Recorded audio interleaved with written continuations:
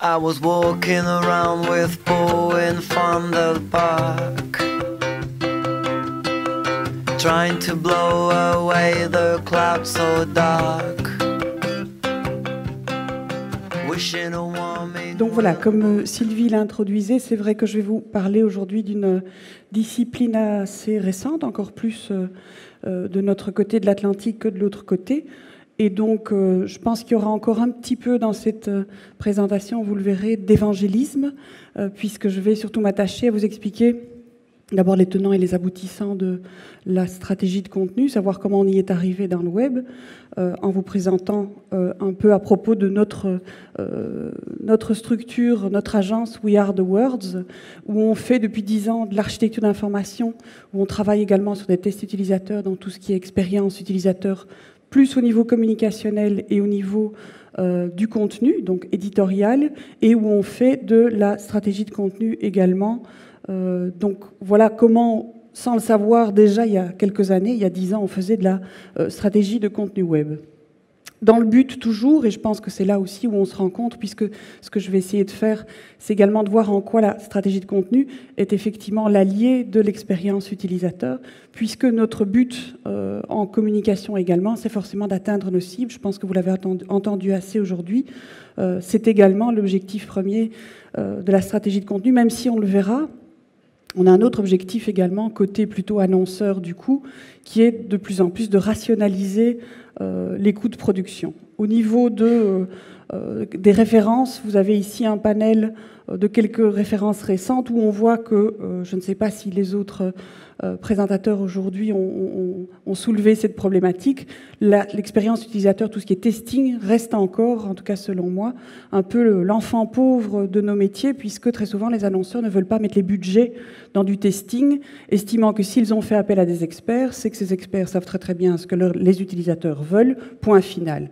Donc c'est encore des budgets malheureusement qui sont plus difficilement libérés, et néanmoins qui nous oblige à la fois à l'humilité dans le métier, mais également à chaque fois perfectionner notre pratique. Dernièrement, j'ai donc commis un des premiers ouvrages effectivement en français sur ce nouveau métier, comme on peut l'appeler, quoique je vous le dis encore, on le pratique depuis des années. Et c'est à la faveur justement de cette sortie que j'ai été invitée à intervenir ici. Je vais un peu vous présenter ce qu'il y a de manière générale dans la stratégie de contenu et ce que vous trouverez évidemment dans l'ouvrage. Qu'est-ce qui a motivé peut-être d'ailleurs le renforcement positif de notre métier ou le fait de le formaliser, de l'officialiser? Je pense que les annonceurs ont été très demandeurs aussi ces dernières années face à une surabondance permanente, l'infobésité comme on la dénomme, de la donnée, donc du contenu.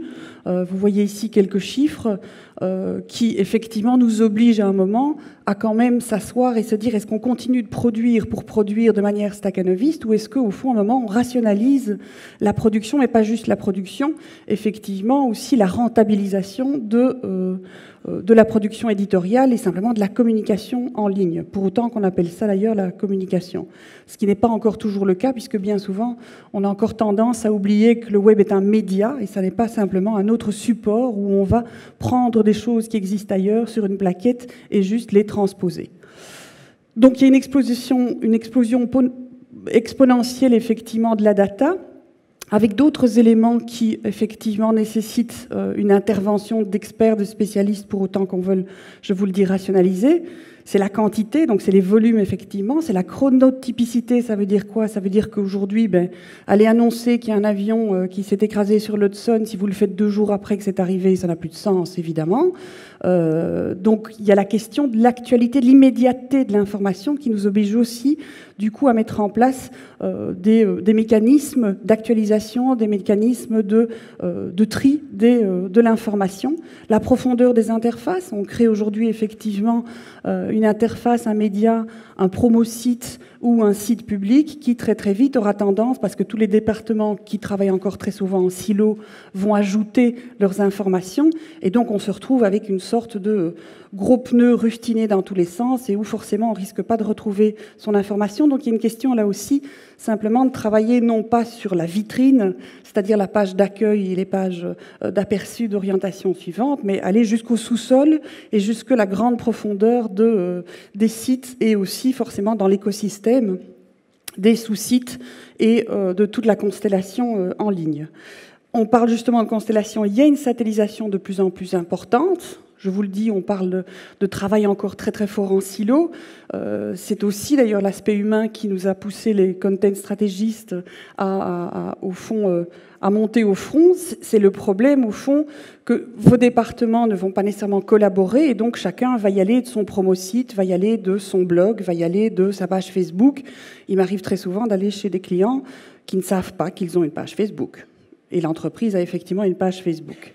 Donc la satellisation oblige aussi, de nouveau, à essayer de garder ou en tout cas de mettre en place une maîtrise de sa présence en ligne. Et enfin, la contextualisation, à savoir qu'une même information doit aujourd'hui, pour en tout cas un pourcentage de vos audiences, être accessible sur le mobile, sur la version en ligne, et quand on est dans le cas d'un site de presse, par exemple, après aussi sur le papier. On regarde, il y a eu encore très dernièrement des recherches qui ont été effectuées. On va avoir une certaine audience qui va, pour lemonde.fr, ou pour Le Monde en tout cas, à la fois utiliser les alertes du mobile, aller sur la version mobile, basculer sur la version en ligne, et après, voire même, surtout quand il y a des affaires comme DSK, acheter au kiosque en rentrant le soir, évidemment. Donc, effectivement, on a une situation qui ne pouvait que favoriser l'émergence au fond, de pratiques de gestion, de gouvernance de contenu.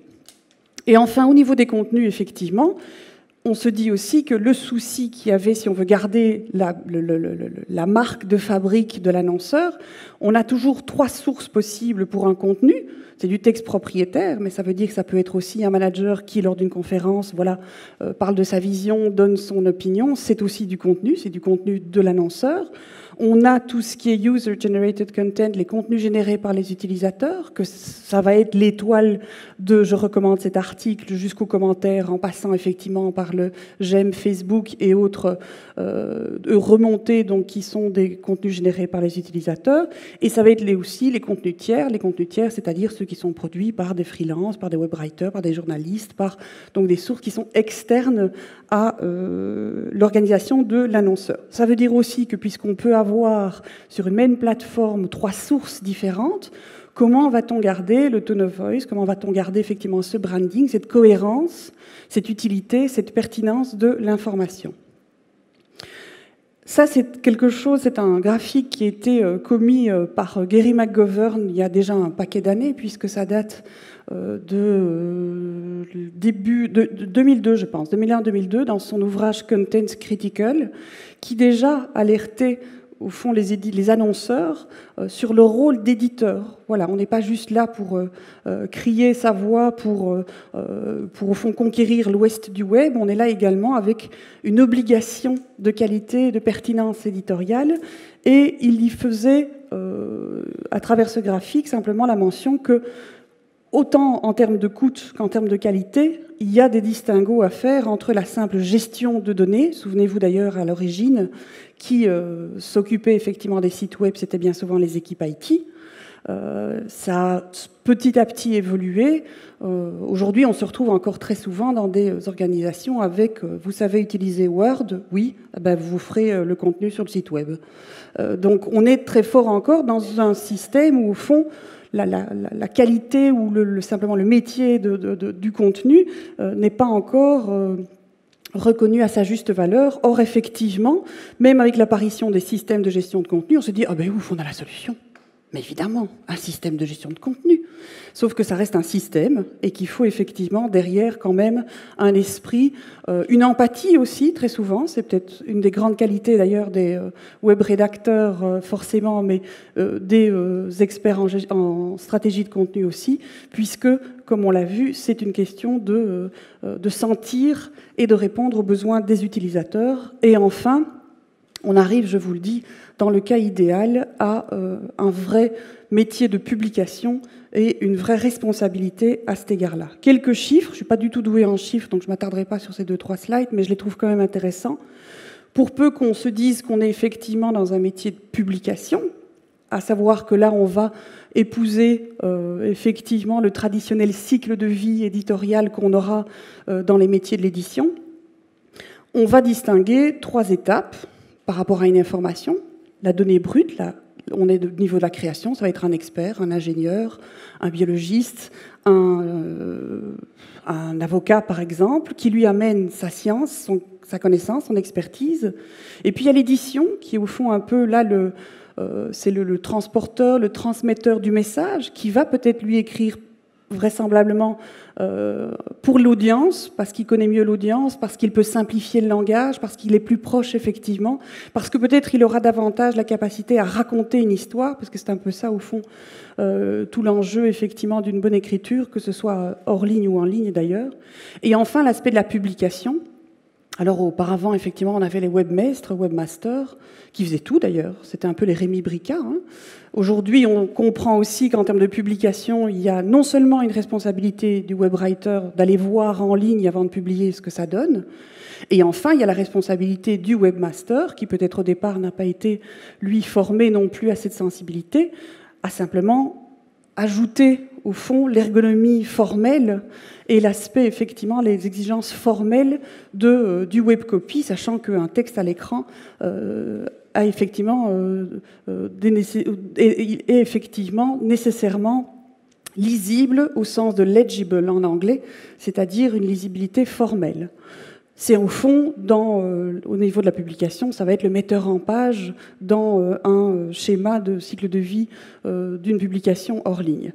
Et si vous le voyez, les petits zéros en rouge, c'est que si on n'investit pas, soit dans la création, c'est-à-dire pour avoir la pertinence et la correction du propos, de l'information, si on n'investit pas dans l'édition, c'est-à-dire cette translation dans un langage simplifié, orienté utilisateur, et si on ne prend pas soin, effectivement, que cette histoire bien racontée, simplifiée et universalisée, entre guillemets, ou à tout le moins ciblée, orientée, si on n'investit pas dans ces 3 postes, on arrive à un résultat, malheureusement, qui va à l'encontre de la qualité maximale et optimale pour une publication, puisque tous les autres efforts qu'on aura investis seront finalement sabotés.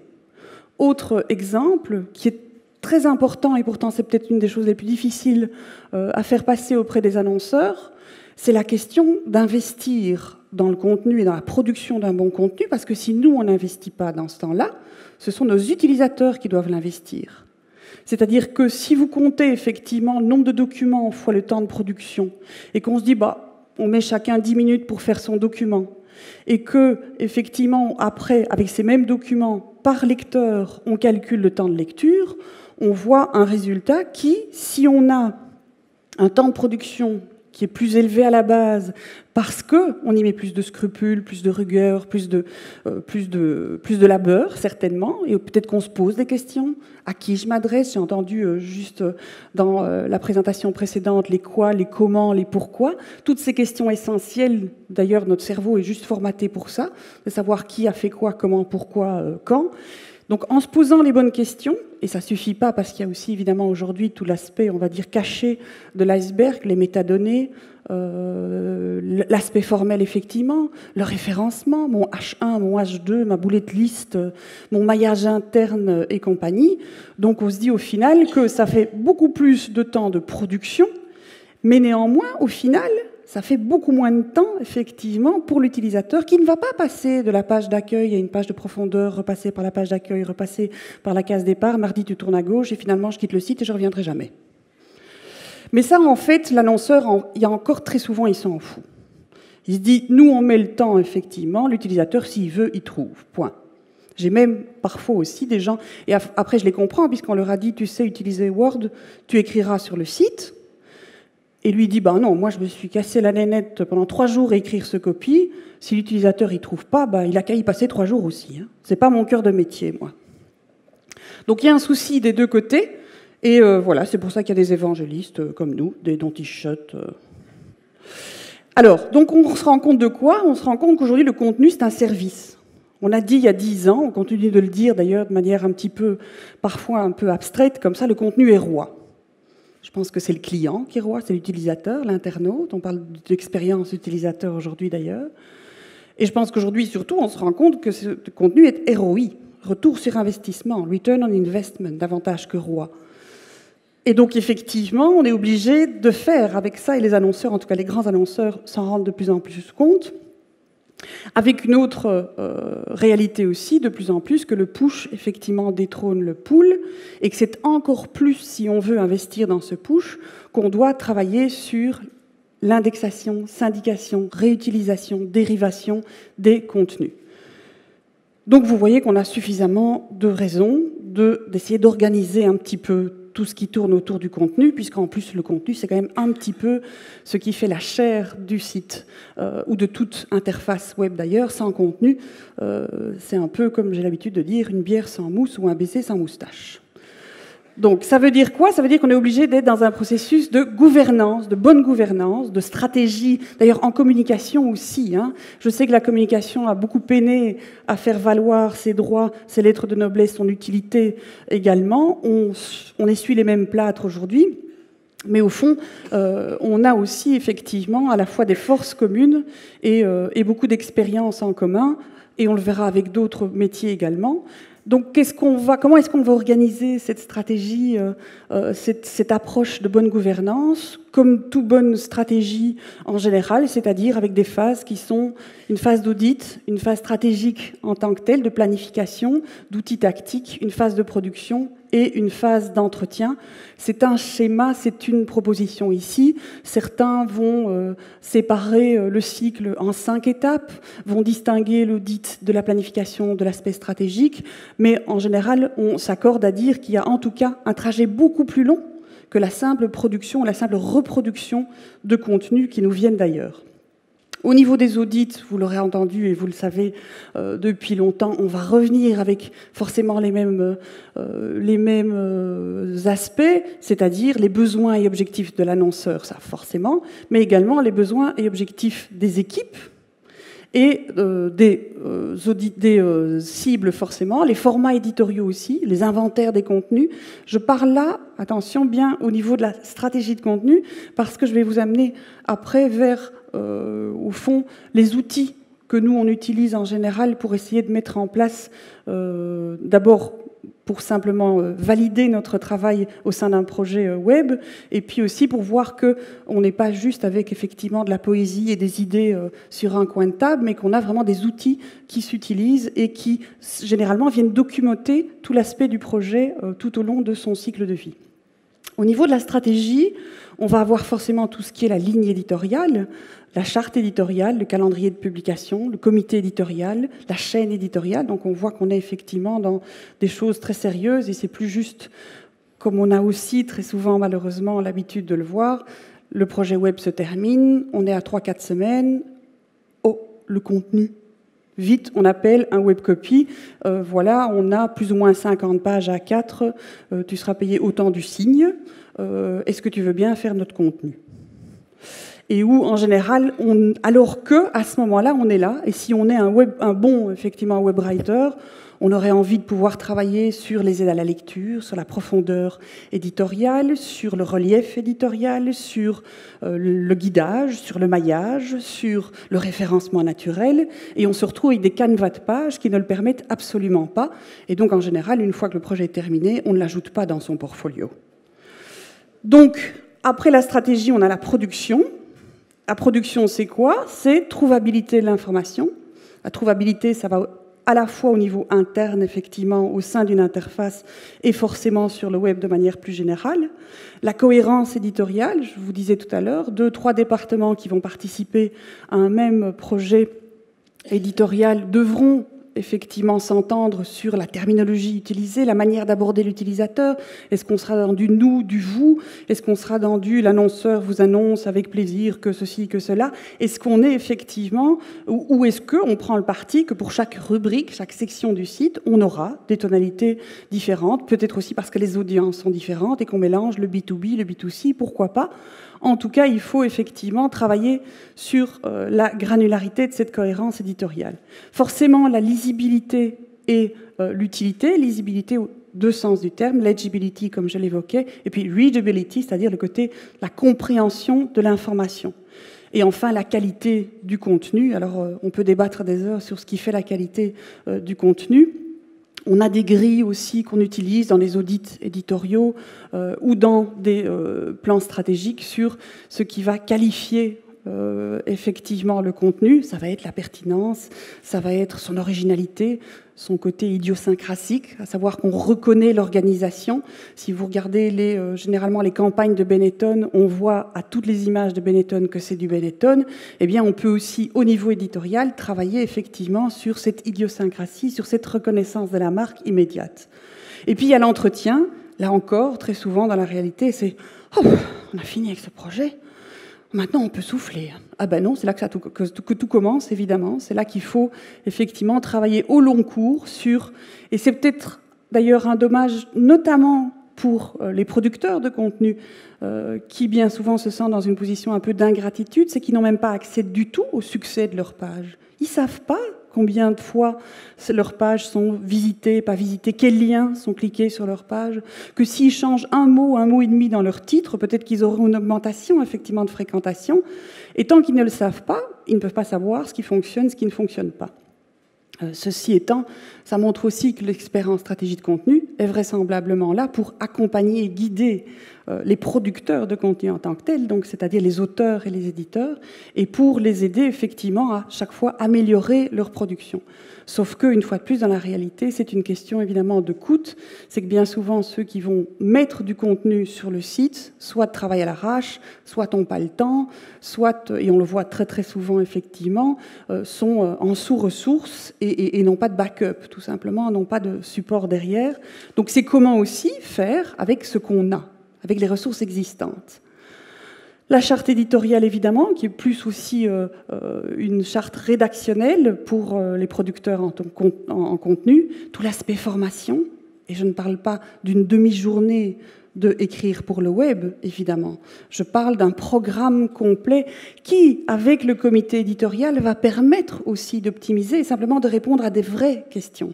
Parce que leur dire la pyramide inversée, les 5 W, la scannabilité, la balayabilité des phrases simples et des pages courtes, c'est facile, mais quand on doit faire long, quand on a des choses qui, a priori, effectivement, sont du jargon et doivent rester du jargon, quand on ne sait pas ce que c'est une ancre parce qu'on n'a jamais fait de bateau, on a effectivement le problème de se retrouver face à des ressources qui n'ont pas les moyens de faire mieux alors qu'elles pourraient faire mieux. Donc vous voyez que le cycle est long, et alors ce qui est assez intéressant, c'est pour ça que c'est un cycle très vertueux, c'est qu'une fois qu'on a fini, eh bien, on recommence.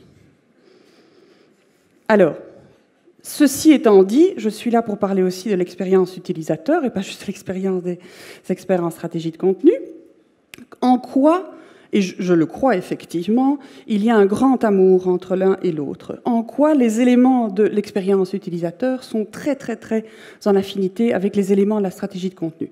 À ce propos, je crois que c'est Erin Kissan qui a écrit effectivement Elements of Content Strategy, qui d'ailleurs par rapport à Elements of User Experience, vous le verrez si vous avez l'occasion de le lire, sont très de mèche et sont effectivement très complémentaires. Si on reprend de cet ouvrage-ci, alors évidemment il y en a beaucoup, j'apprécie assez celui-ci, le Elements of User Experience, parce qu'il est court, parce qu'il est efficace, parce qu'il est au fond très très bien expliqué.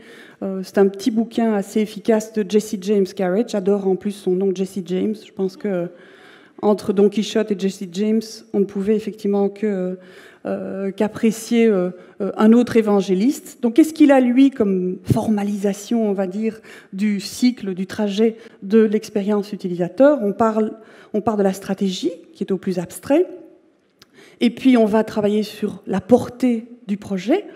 Ensuite, on peut structurer le concept, la proposition, la pensée, et on peut après vraiment architecturer, donc mettre un squelette sur les pages, sur l'information, sur la communication qu'on va vouloir élaborer. Et enfin, on termine par travailler sur la surface. Et au fil, effectivement, de l'avancée du projet, on rentre de plus en plus dans le concret. À partir de là, on peut très très bien se dire qu'on reprend le schéma que je proposais tout à l'heure.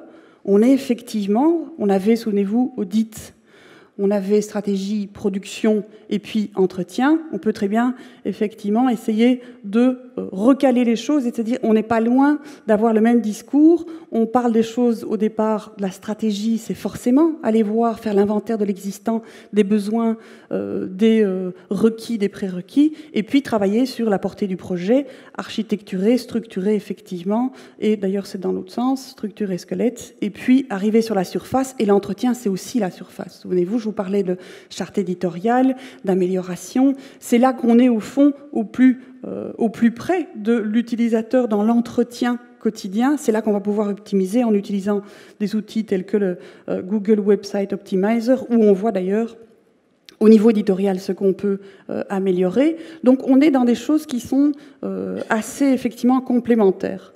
Et c'est d'ailleurs Jesse James Garrett qui dit « La seule chose la plus importante que les sites web peuvent apporter à leurs utilisateurs, c'est du contenu que ces utilisateurs trouvent utile. Des contenus qui ont de la valeur. » Et c'est effectivement le plus important, chaque fois qu'on commence à écrire quelque chose sur un site, c'est se dire quelle est la valeur ajoutée du contenu ici, par rapport à une brochure, par rapport au catalogue papier, par rapport à d'autres supports de communication, d'autres médias. Donc ça, c'est ce que dit Jesse James Garrett. Et dans mon bouquin, je parle pas mal de l'expérience utilisateur en disant que le wording, donc le wording c'est quoi? C'est effectivement tout le vocabulaire qui va être utilisé, le tone of voice, la tonalité, la manière effectivement de s'adresser aux utilisateurs, ça va dans les libellés aussi. Ça va aller jusque effectivement dans ce que j'en appelle la navigation de contenu, les boutons. On l'a vu tout à l'heure notamment dans la présentation précédente, l'importance de ce wording, de ce vocabulaire, fait aussi partie de l'ergonomie éditoriale en ce qu'il participe à l'expérience utilisateur. Il va de soi que les boutons, plus ils sont simples et intuitifs, plus effectivement ils aident l'utilisateur à naviguer sur le site. Alors, c'est pas tout de dire ou de prendre comme postulat qu'il y a beaucoup de choses communes et beaucoup d'affinités entre l'expérience utilisateur et la stratégie de contenu. C'est qu'on a effectivement des outils et des méthodes réellement en commun, tels que les personas. Nous aussi, effectivement, on utilise les personas, donc ces profils types qui nous permettent effectivement, en sachant qu'on a 2, 3, 4 audiences particulières auxquelles on s'adresse, eh bien, en sachant cela, en connaissant leurs intérêts, leurs besoins, leurs comportements et leurs relations à l'annonceur, on va pouvoir effectivement trouver une tonalité, une manière de se positionner et proposer aux créateurs de contenu, aux rédacteurs, des manières de se positionner sur l'éditorial. Et forcément qu'on ne se positionnera pas de la même manière sur une page Facebook, sur un blog, sur un promo-site, sur des pages corporate. Donc là, on utilise nous-mêmes effectivement ces personas. Pourquoi? Parce que ça nous permet aussi, au long cours, effectivement, de revenir à certains moments auprès des rédacteurs en comité éditorial en disant « Dis, n'oublie quand même pas Chantal, hein. On doit aussi écrire pour Chantal. Hein. Ah oui, mais moi je croyais que j'écrivais pour Georges. Ah mais tu écris aussi pour Georges. » Donc on a effectivement cet outil-là qui est très utile, assez difficile à mettre en place, sachant que ça prend aussi... Normalement, on a toujours, les équipes de marketing ont au moins des données qui nous permettent de nous aider à constituer des personas. Mais en tout cas, effectivement, même si ça prend un peu de temps et qu'il faut formaliser ces personnages, on en gagne beaucoup après. Évidemment, le plan de site, essentiel pour nous aussi, pour organiser nos pages, la longueur des pages, la granularité de l'information, j'en ai déjà parlé, pour savoir au niveau, de nouveau, des libellés. Parce que forcément que si on a des libellés dans le plan de site, dans les rubriques, dans la navigation, ben, il va falloir nous-mêmes que dans notre contenu, on utilise les mêmes libellés. Quand on renvoie, quand on travaille sur le maillage interne, on va devoir effectivement travailler là-dessus aussi. Et donc forcément accompagner une fois de plus toute l'équipe éditoriale sur, à se familiariser avec ces libellés, avec cette navigation, et bien avoir en tête comment organiser l'information, la localiser, puisque c'est souvent effectivement une question de localisation. Il faut toujours, même si chaque page en tant que telle, au niveau éditorial aussi, a un objectif particulier, c'est de savoir qu'on écrit toujours effectivement dans un environnement et au fond d'avoir conscience de cet environnement. Les maquettes aussi, et voire même, c'est pas juste des outils que nous on va utiliser après que ces maquettes sont faites, après que le plan de site a été élaboré, puisqu'on participe en tant qu'expert en stratégie de contenu à l'organisation de l'information. À partir du moment où on y participe, forcément qu'on a là aussi son mot à dire sur « attention, moi je voudrais, parce qu'on a des pages assez longues, je voudrais travailler sur 3-4 niveaux de titres. J'ai besoin d'un H1 jusqu'à H4. Il me faut une CSS qui soit suffisamment sophistiquée pour mettre des citations, 2 types de tableaux, 3 types avec indentation de liste à puces, parce que j'ai effectivement des contenus qui sont très riches. J'ai besoin d'aide à la lecture telle qu'une chandelle, un encadré, etc. Si j'ai une maquette qui, comme très souvent, effectivement, va être travaillée au niveau du tronc commun, de tout ce qui est autour, le header, le footer, qui est souvent un foutoir d'ailleurs, le tronc droit, et qu'après j'ai mes pages de contenu, très souvent aussi, qui sont vides, voilà, qui retombe plein. C'est joli, t'as plein de place. Mais après, et d'ailleurs, très souvent, on a aussi des créateurs de contenu qui ne savent même pas qu'ils ont des styles à leur disposition, ou qui ne s'en contentent pas d'ailleurs. Donc là, on travaille aussi sur l'organisation, effectivement, de ce bloc central de contenu. Et puis, évidemment, tout ce qui est zonage. Donc, sur la page, on parlait de la ligne de flottaison. Sur la page, c'est de savoir comment, sur les fiches produits, parce qu'on va évidemment travailler sur des modèles de contenu pour aider ces rédacteurs, de savoir que toutes les pages destination Europe du site de la SNCF vont commencer par une introduction sur les avantages de choisir, 3 avantages de choisir la SNCF pour partir en Europe, et puis après sur à qui ça s'adresse, et puis après sur les partenariats, et puis après, donc on va formaliser pour chaque type de page, chaque type de rubrique, effectivement, les contenus, mais aussi leur séquençage, c'est-à-dire leur déroulement. Et donc, à partir de là, on a effectivement une meilleure vision et puis simplement une meilleure prise aussi sur notre capacité à réellement faire passer le message.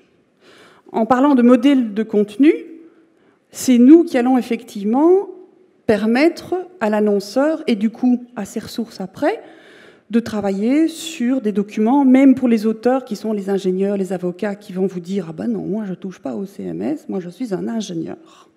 Et donc, eux, qu'est-ce qu'on va leur donner? Un document Word dans lequel ils ont titre, sous-titre, ça ils comprennent, titre de l'article, tag description, ça devient un peu plus compliqué, mots-clés secondaires, mais par contre, en formation, on peut leur dire aussi, tout bon rédacteur va commencer par simplement penser au message, au concept clé de son article. Donc, trouve tes 5 mots-clés, tu trouveras le déroulé de ton texte, ou en tout cas, tu trouveras ce que tu as à dire dans ton texte, et puis le déroulé, ça s'organise effectivement en fonction de l'organisation de ces mots-clés.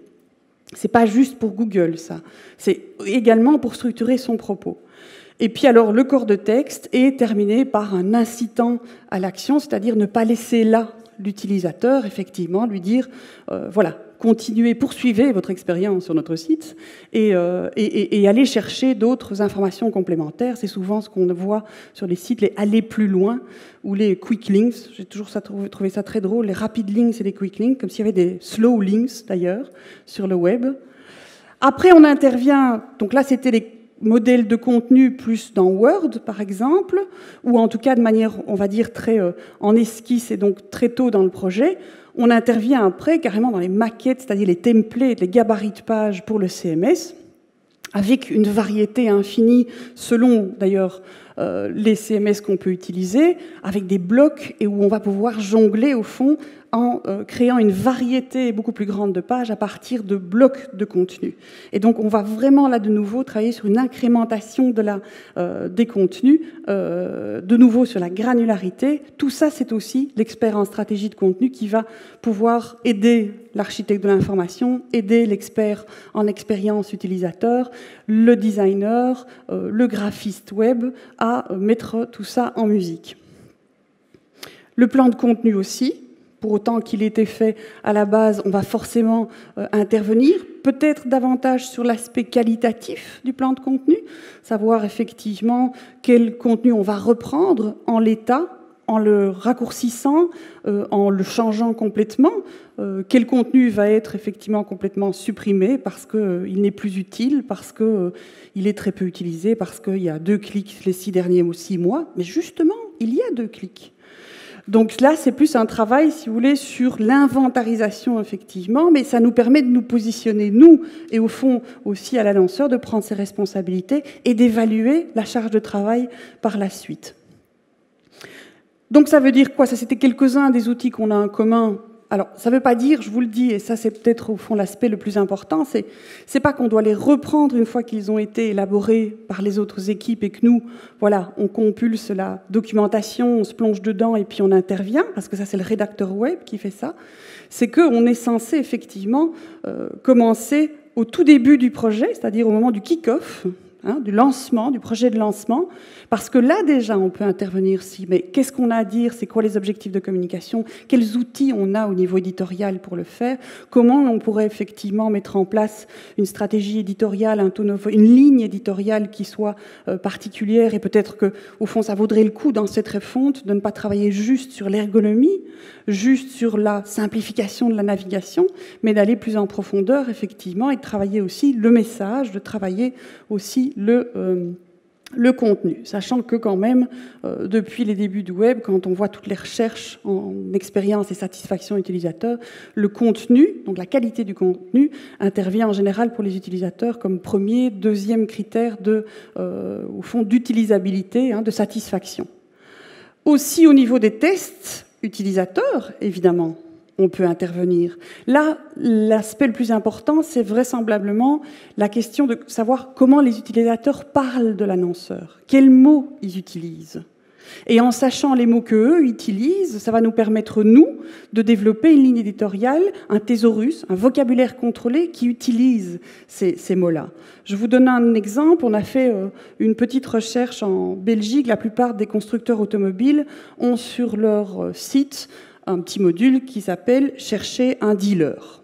Parce que chez nous, figurez-vous que les constructeurs automobiles font aussi de la drogue. Et on s'est rendu compte que chercher un dealer avait beaucoup moins de succès que chercher un garagiste ou chercher un vendeur. Mais néanmoins, Toyota, BMW, VW et compagnie continuent à vendre de la drogue. Donc tout ce qui est label, effectivement, est très important. Et puis alors, il y a le côté utilisateur, effectivement, finaux, mais nous, pour les experts en stratégie de contenu, on a un autre utilisateur aussi, ce sont les parties prenantes, c'est-à-dire, effectivement, les gens qui ont à la fois tout intérêt que le projet réussisse, ou simplement qui ont la responsabilité auprès du client que ce projet réussisse, avec, comme vous le voyez, bien souvent, ils ont beaucoup de desiderata et beaucoup d'exigences, effectivement. Donc, on a, nous, des clients internes et les clients externes, comme les autres parties prenantes externes du projet, évidemment, designers, développeurs et autres. Mais ce sont aussi des séquences, des sessions où nous aussi, on peut et on doit être présents vraisemblablement. Tout ça pour dire quoi? C'est pour dire que jusqu'ici, au fond, il était admis que tout ce qui est l'information sur le web, c'était du knowledge management, donc de la gestion des connaissances, du design interactif, c'était effectivement de l'expérience utilisateur, du design expérience utilisateur, c'était forcément aussi tout ce qui était plus marketing, le brand marketing, c'était le customer relation management, on va gérer la relation client beaucoup plus à travers l'information, et puis peut-être que bientôt, grâce à des interventions comme Outre-Atlantique ou comme ici, de plus en plus, comme le forum l'année dernière, comme il sera à Londres en septembre, le content stratégiste, en bon Don Quichotte, viendra pourfendre ce système une fois pour toutes. Voilà.